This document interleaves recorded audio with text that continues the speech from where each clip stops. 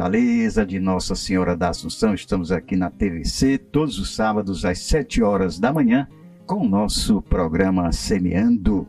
E neste dia maravilhoso do sábado, nós estamos recebendo aqui o Marcos, ele que é irmão Arautos do Evangelho. Bom dia, tudo bem? Bom dia, Sr. Biapina, bom dia para a assistência tão querida desse programa maravilhoso, Semeando. Para nós é uma grande alegria estar aqui nesse dia, nesse sábado, para comentar um pouquinho com as pessoas sobre a evangelização desenvolvida pelos Arautos e algo muito especial do tempo de Natal. Isso, especial para o final do programa. Nós temos um presentinho para cada um de Natal, né? Que bom. Vai ser maravilhoso. Então, quem é o Marcos? De onde é que você veio? Qual sua origem? Como chegou aos Arautos, né? Para quem conhece a comunidade dos Arautos, sabe que a evangelização está muito ligada a toda a raiz dos Arautos. É um movimento que foi fundado aqui no Brasil mesmo. Nosso fundador está vivo, nosso fundador é o Monsenhor João Cladias. Ele hoje está com um AVC, foi acometido por um AVC em 2010, então há vários anos está com grandes limitações de locomoção e de fala. Ele não pode falar, o lado direito dele todo paralisado, mas continua sendo um pai e um modelo de evangelização, ainda carregando a cruz, Biapina. Mas o Monsenhor João Clá fundou essa congregação aqui no Brasil em 98. Ele já tinha uma caminhada longa de movimentos católicos. Em 98 foi apenas assim, uma solidificação e do ponto de vista jurídico, a fundação na diocese de Campo Limpo Paulista da primeira casa erigida canonicamente dos Arautos do Evangelho.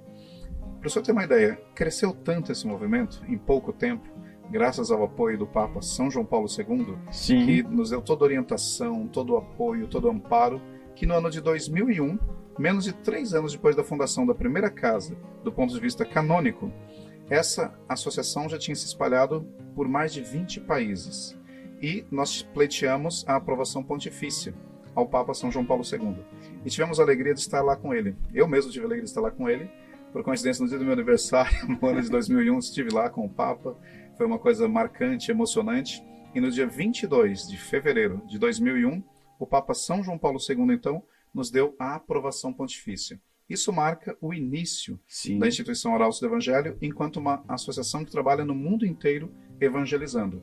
De lá para cá, o Papa Bento XVI também nos ajudou muitíssimo, tem uma amizade profunda com o nosso fundador, e infelizmente, com o Papa Francisco ele não pôde conhecê-lo, porque ele foi acometido de um AVC em 2010, que impossibilitou ele de fazer viagens, de comunicar-se. Como eu disse, ele não consegue mais falar, ele não consegue se movimentar, está numa cadeira de rodas há vários anos. Então, para nós foi uma grande dor para toda a comunidade, mas a semente, já que estamos falando de semeando aqui, já estava plantada. E muitos jovens que eram católicos, que participavam de outros movimentos ou que não participavam de nada, infelizmente estava nesse segundo grupo.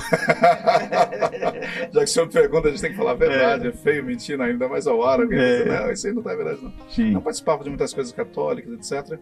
Mas em determinado momento da minha vida conheci ainda os primórdios dos Arautos do Evangelho. Nem tinha esse nome ainda era um grupo sem uma formação canônica específica, sem uma ereção canônica. Nós conversávamos aqui fora do ar um pouquinho de coisas bonitas que estão acontecendo, a história das congregações, como nasce. Então, nasce uma sementinha pequena. Depois é que ele vai desabrochando, o próprio Jesus dá essa metáfora, nessa parábola na Bíblia, que se torna uma árvore frondosa. Assim foi com os Arautos. Começou pequenininho. E eu conheci lá nos anos 90, nos primórdios ainda, antes da fundação canônica, da ereção canônica em 98, eu conheci pessoas ligadas ao Monsenhor João Clá que já dedicavam a sua vida à evangelização. Mas esse pessoal era em São Paulo? Esse pessoal estava na minha cidade natal, Silvia Pina. Eu nasci no Paraná, longe daqui, imagina só, lá no sul. Nasci numa cidade chamada Maringá. Maringá, o Silvia Pina aqui depois pode cantar, é uma cidade conhecida como Cidade Canção. Tem esse nome devido a uma música que estava muito em voga na década de 40. Se não me engano, o compositor é um cearense, posso estar equivocado. Olha aí. É um nordestino de qualquer maneira, Jobra de Carvalho. E ele compôs essa música e todos os retirantes que iam lá para plantar café na região do norte do Paraná, era fronteira agrícola da época. E o produto que dava muito dinheiro na época era café. Então todo mundo ia lá para plantar café. E as pessoas cantavam cantando essa música. Maringá, Maringá, depois que tu partiste, tudo aqui ficou tão triste que eu garrei imaginar, enfim. E assim vai. Essa música deu nome à cidade. Nesta cidade havia um núcleo de pessoas ligadas ao Monsenhor João Clá, que lá de São Paulo evangelizava, etc., por meio de... na época não existia ainda internet, não existia nada disso, mas havia comunicação, etc. E esse núcleo de pessoas me chamou muito a atenção, porque o traje dos arautos, acho que quem está aí na TV vai perceber, um traje que chama muito a atenção. Chama atenção. E vendo um traje tão bonito, eu era um adolescente na época, tinha 15 anos, falei, nossa, que roupa tão bonita, o que será isso? E um dia, estando andando nas ruas, vi um traje assim tão diferente, fiquei curioso, me aproximei, olha, o que é isso? Vamos conversar um pouco, etc.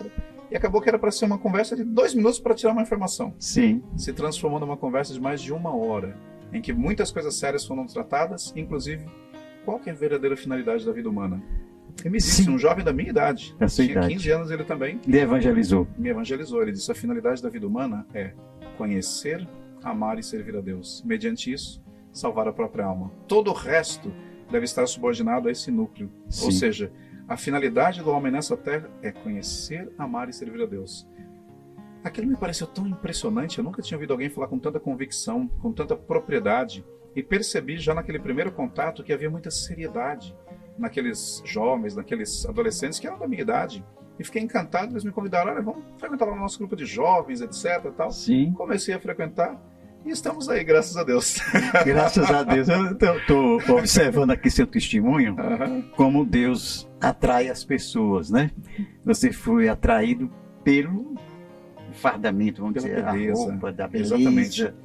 Aquela postura, E uma coisa que me impressionou ainda mais do que os trajes, para dizer a verdade. Conversei, como eu disse, durante mais de 1 hora com 2 jovens, mas mais especificamente um, que tinha a minha idade, já realmente de 15 anos, e me impressionou. Puxa, fiquei conversando 1 hora com um jovem da minha idade. Durante essa 1 hora nós não conversamos nenhuma banalidade, não conversamos sobre nenhum assunto assim fútil, nenhum assunto corriqueiro, não. Sim. Conversamos sobre a finalidade da vida humana, conversamos sobre a verdadeira felicidade, no que consiste, conversamos sobre como encontrar as soluções para os problemas de nosso tempo. Sim. Já naquele tempo eu preocupava a situação do Brasil, um país tão bonito, tão maravilhoso, tão abençoado por Deus, e com tantas mazelas, com tantos problemas a serem resolvidos.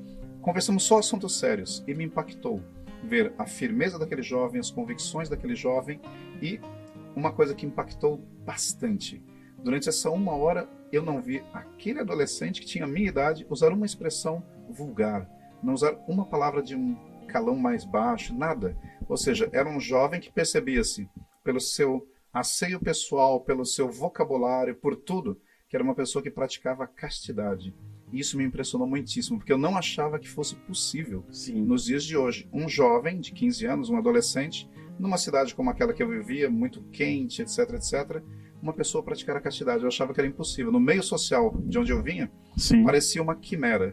E isto, a convicção religiosa de que é o catolicismo, de que é a vida na igreja, que traz a felicidade, que pode mudar o mundo, pode mudar a vida das pessoas.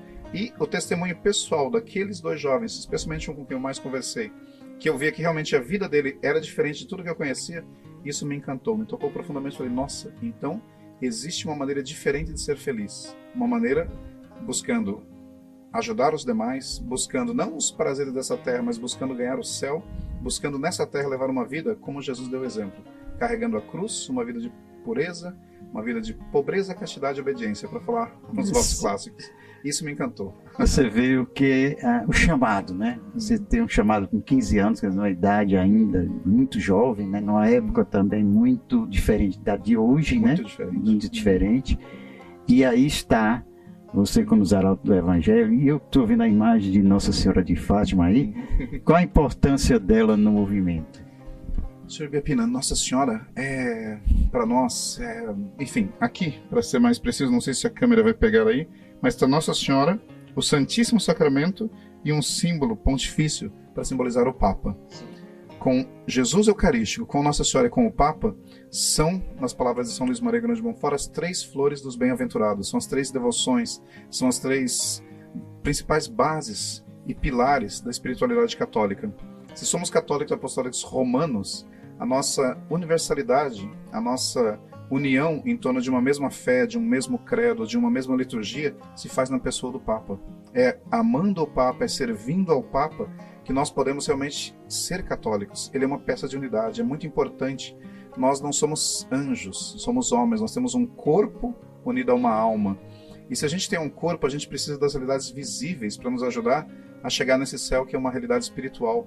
E Jesus sabia tão bem disso que nosso Senhor Jesus Cristo o que fez? Quando passou por essa terra, sabendo que um dia ele ia voltar para o esplendor do seio do Pai, ele deixou uma igreja e disse: Pedro, tu és pedra, e sobre esta pedra edificarei a minha igreja.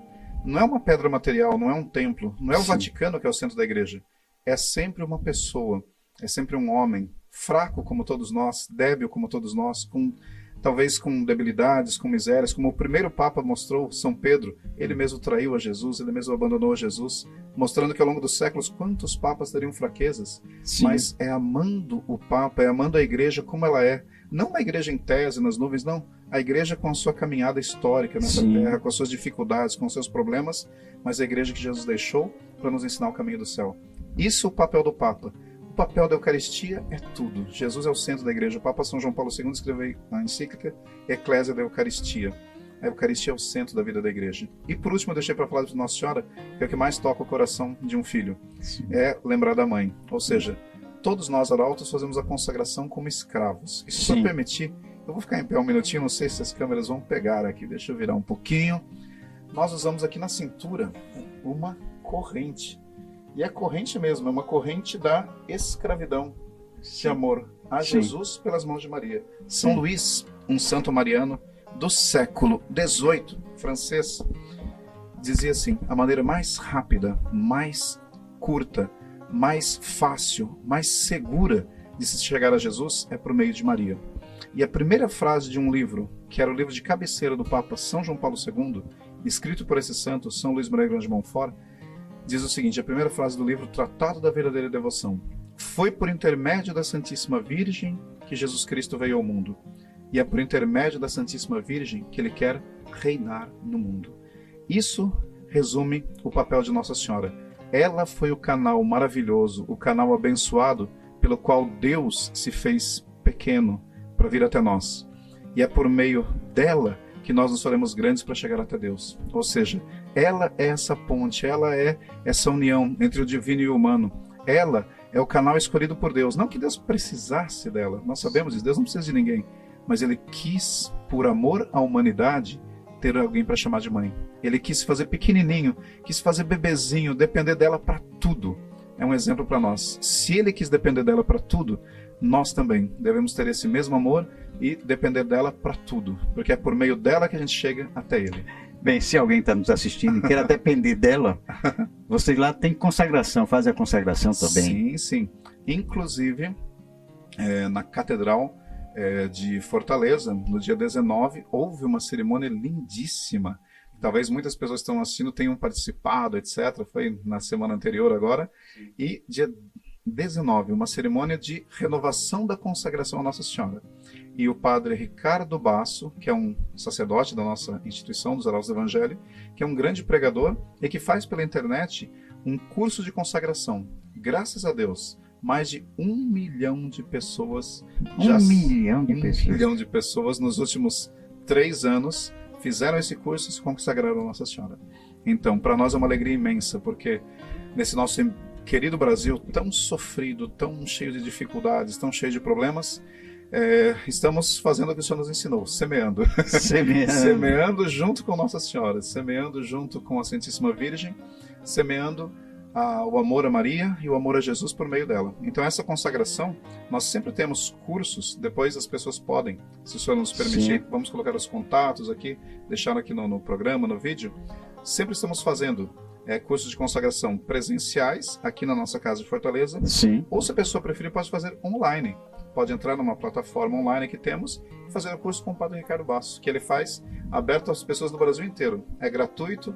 A única coisa que a pessoa tem que fazer é inscrever-se e começar a participar dessas graças extraordinárias. Olha aí, que bênção, né? Graças a Deus, o trabalho que vocês fazem de evangelização e principalmente a consagração a Nossa Senhora. Eu conheço pessoas que se consagraram lá e hoje são pessoas realmente transformadas e amparadas pela mãe, não é? Sim, São Luís, esse santo tão querido nosso, o Papa São João Paulo II é um fato bonito. Ele, na juventude, ele passou por grandes provações. Ele ficou órfão de mãe quando era muito criança, ainda aos 7 ou 8 anos, assim, uma idade bem tenra. E o pai dele teve que criar, sendo pai e mãe, digamos assim. Sim. E eram 2 filhos. O filho mais velho era médico, se formou em medicina, e o filho mais novo ainda era muito jovem, ainda estava nos ensinos mais básicos, etc., quando o pai estava vivo. E o pai era capitão do exército polonês. E viveu numa época pouco antes da Segunda Guerra Mundial. Pois bem, e a Polônia tem uma localização geográfica complicada. Ela é vizinha de 2 países, assim, são muito tendentes a, enfim, a causar briga com os vizinhos. Sim. Quem tem vizinho encrenqueiro sabe do que eu estou falando. É difícil, né? Vizinho, é difícil. Vizinho encrenqueiro é uma coisa... vai do mal vizinho. Isso. Vizinho encrenqueiro é uma coisa tremenda. E a Polônia era vizinha da Rússia, de um lado, que é um país que gosta muito de guerrear, e da Alemanha, que é um país que também gosta de guerrear. E os poloneses, um povo muito católico, etc., um país mais pobre, pouco desenvolvido até pela sua história, seria longo enumerar aqui, mas sempre apanhou dos 2 lados. Sim. Apanhava ora da Rússia, ora da Alemanha. E na Segunda Guerra Mundial, nas vésperas da Segunda Guerra, época da infância do Papa São João Paulo II, a Polônia estava para ser invadida. E a Segunda Guerra começou de fato quando Hitler mandou invadir a Polônia. Aí começou a guerra, porque a Polônia tinha acordos com a Inglaterra, com a França, de que se alguém agredisse a ela, a Polônia, os outros países interviriam para apoiá-la, porque não podia deixar uma ofensa assim ser cometida. E foi exatamente o que aconteceu no início da Segunda Guerra. Hitler invadiu a Polônia e, com isso, França e Inglaterra declararam guerra à Alemanha e começou a Segunda Guerra Mundial. Na vida desse jovem, Karol Wojtyła, mais tarde conhecido como Papa São João Paulo II, o que aconteceu? O pai dele, que era do exército, aumentou enormemente as obrigações, as complicações de vida e tudo mais. Mas olha que exemplo bonito. E que lição para quem é pai, para quem é mãe que está nos assistindo hoje. O pai dele, todos os dias, arranjava tempo, no meio de um país se preparando para uma guerra mundial, para rezar o terço com os filhos. Ou seja, a mãe tinha falecido. Não era mãe. E ele conta isso, o Papa São João Paulo II, num livro, que ele dá esse testemunho muito bonito. Ele diz: eu aprendi a devoção à Nossa Senhora mais de meu pai do que de minha mãe, porque minha mãe faleceu quando eu era muito novo. Mas meu pai todos os dias arranjava tempo para rezar o terço comigo e com meu irmão em casa. Então, olha que testemunho lindo. Sim. E isso foi que manteve a fé dele.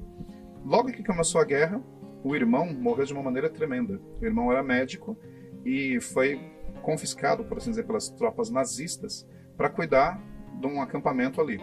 Só que os nazistas só autorizavam ele a cuidar dos alemães. Ele não podia cuidar dos poloneses que estivessem doentes e principalmente de judeus que estivessem doentes. Resultado, ele se recusou a fazer isso. Falou: não, eu sou médico, eu vou cuidar de todo mundo. Falou: não, você não pode, é só dos alemães. E em determinado momento começou uma epidemia de tifo, por causa da sujeira da guerra, das condições precárias. E ele cuidou de todos os doentes, alemães, poloneses, judeus, cuidava de todo mundo sem distinção. Em determinado momento, ele pegou o tifo. Ele, médico, irmão do Papa João Paulo II. E os alemães falaram: você pegou tifo, então agora se vire, nós não vamos te dar medicamentos. Porque você não aceitou cuidar com exclusividade dos alemães. Você vai morrer de tifo para aprender o que dá desobedecer uma ordem nossa. E a doença já tinha cura na época. Os medicamentos chegavam até a cidade e, no entanto, eles não forneciam. E ele morreu, e é uma doença muito dolorosa, que se morre no meio de dores terríveis. Ele morreu dessa morte dolorosa, tendo os medicamentos ali, ao alcance. Mas por quê? Por causa da maldade humana. Isso revoltou muito o pequeno Karol Wojtyła. Deixou ele muito desnorteado. Puxa, eu perdi minha mãe quando era criança. Meu irmão, uma pessoa tão boa, morreu. Meu pai, uma pessoa tão boa, também tinha morrido no começo da guerra. Ele ficou sozinho, com cerca de 14, 15 anos, sozinho no mundo. Numa situação dessa, o mundo numa guerra mundial, ele trabalhando praticamente como escravo em fábricas mantidas pelos alemães ali, que forçavam as pessoas a fazerem material bélico, e sem mais ninguém no mundo. E o irmão morto dessa maneira, ou seja, ele tentou fazer o bem e morreu desamparado. Será que Deus existe mesmo? E ele teve uma grande crise de fé. E ele conta isso num livro, e é emocionante, porque nessa crise, quando ele estava quase perdendo a fé em Deus, ele foi falar com um padre, que era muito amigo do pai dele. E ele falou: padre, olha, eu acho que Deus não existe, não é possível, nosso país está sendo massacrado pelos alemães nazistas, o mundo eu só vejo injustiça, as pessoas são meus amigos, minhas amigas, desde sempre, são mortos em campos de concentração, a cidade dele ficava muito pertinho de Auschwitz, o pior campo de concentração que houve, enfim, ele viu coisas horríveis ali. Nesse momento doloroso da vida dele, o pai disse, espera um pouquinho, eu vou te dar um livro para você ler que vai te ajudar muito. Qual foi o livro que ele leu? O Tratado da Verdadeira Devoção à Santíssima Virgem. Amém! Nós estamos conversando aqui, poderia passar o programa todo, mas nós vamos para um pequeno intervalo. Vamos voltar para o nosso segundo bloco com a novidade para Fortaleza conhecer. Quer fazer seu podcast ou projeto audiovisual e não sabe por onde começar? A Luminous Play tem toda a estrutura de estúdio, equipamentos e suporte para dar um play na sua ideia. Conheça nosso trabalho e agende uma visita. Acesse @Luminous Play Produções no Instagram, Facebook e YouTube. Luminous Play, dando um play na sua ideia.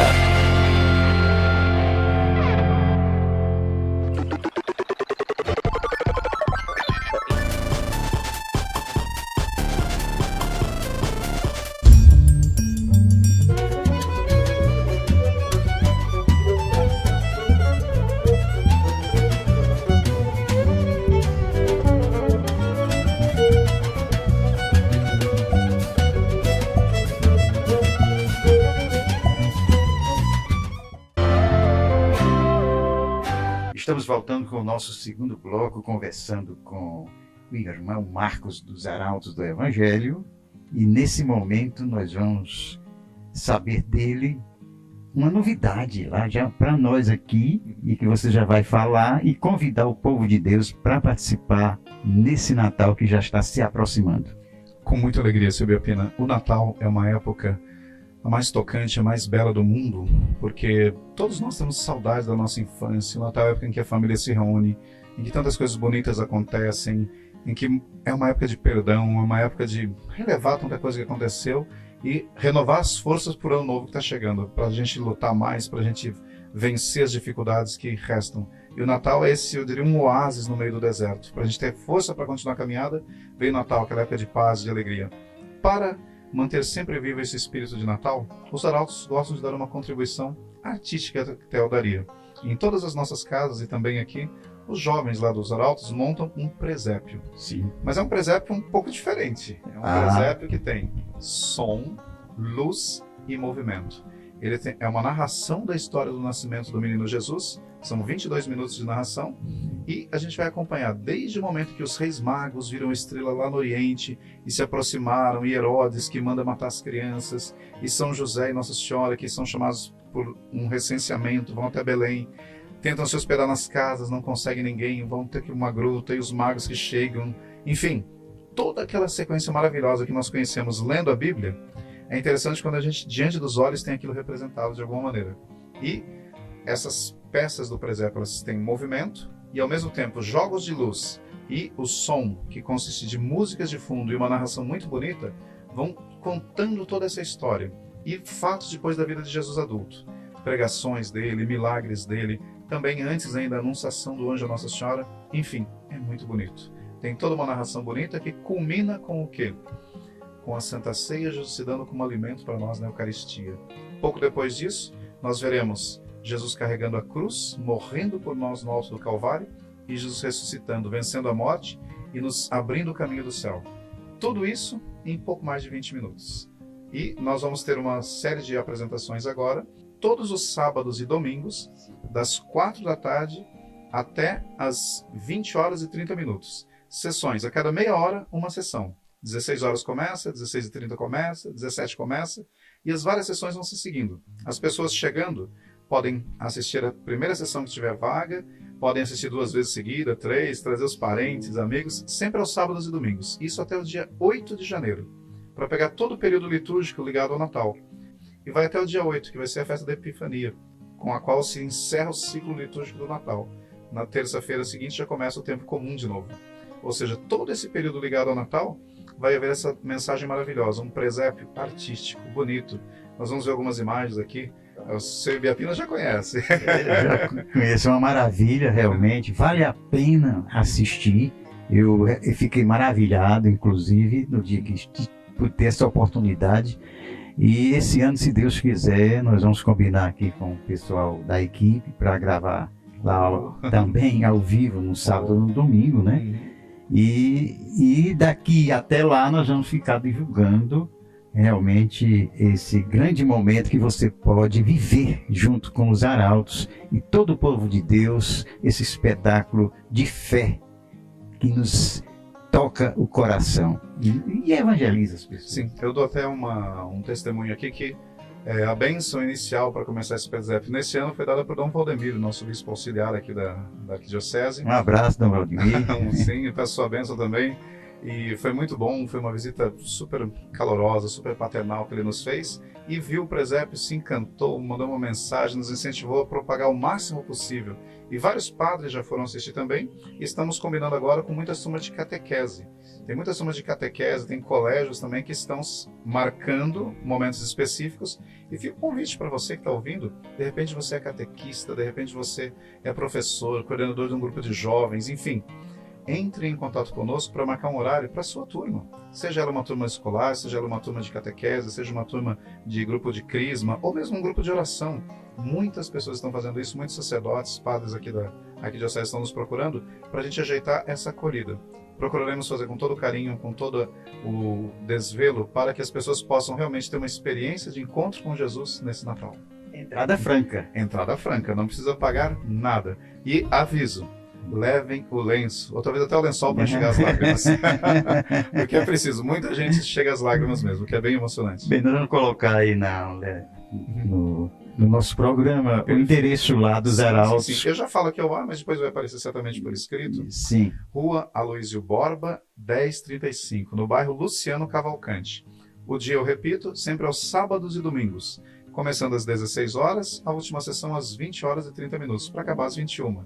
Então, sábados e domingos, esses horários. Quando chegar mais pertinho do Natal, aí talvez até abra para dias de semana. Mas, por enquanto, nessa primeira fase, sábados e domingos. Sábados e domingos. E aí as pessoas se inscrevem, os grupos, as paróquias. Os grupos e paróquias que queiram chegar em horários diferenciados, sim, podem entrar em contato no WhatsApp que vai aparecer na tela para marcar um horário diferenciado.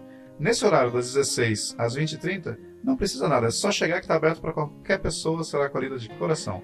E aqueles que queiram marcar um horário diferenciado, ligue para a gente que a gente marca com todo carinho também. Bem, mas a minha curiosidade também, lá nos arautos vocês têm missas a que horas e que dias? Sim, senhor, missas todos os dias às 19 horas. Nos domingos temos mais 2 horários, 10 da manhã e 5 da tarde. Então, todo dia, inclusive no domingo, 19 horas. Só que no domingo tem mais 2, 10 da manhã e 17 horas. O padre Paulo Sérgio, sacerdote muito zeloso, é o nosso superior aqui, tem assim muito empenho em, tanto quanto possível, atender as pessoas, ajudá-las, dar sempre uma palavra de estímulo, de alegria. E é uma missa também com muitos cantos gregorianos. Para quem gosta do canto gregoriano, aquela coisa tão monacal, tão bonita, que interioriza tanto, faça uma visita, acho que vão gostar. Mas em toda missa tem o canto gregoriano? Todas as missas. Além de cantos populares, em português, etc., tem sempre pelo menos 1 ou 2 músicas em canto gregoriano para a gente interiorizar. Em geral, para ser bem preciso, as partes fixas, o Kyrie, o Glória, etc., são em canto gregoriano. E as partes que o povo todo canta, músicas populares, que todo mundo conhece, Queremos Deus, Viva a Mãe de Deus e Nossa, enfim, músicas bem conhecidas para todo mundo poder participar.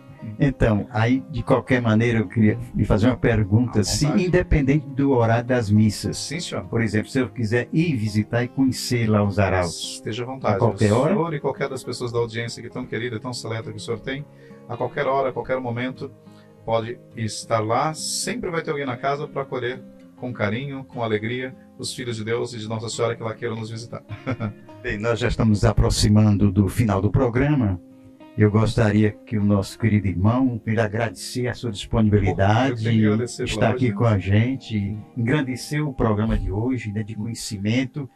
Foi uma coisa que veio pelo Espírito Santo, não produzimos nem combinamos. Não, não foi nada combinado. Isso é verdade. Não tem nada combinado, foi aqui ao vivo mesmo. Pronto, então. Aí eu gostaria que você desse a sua mensagem já de Natal.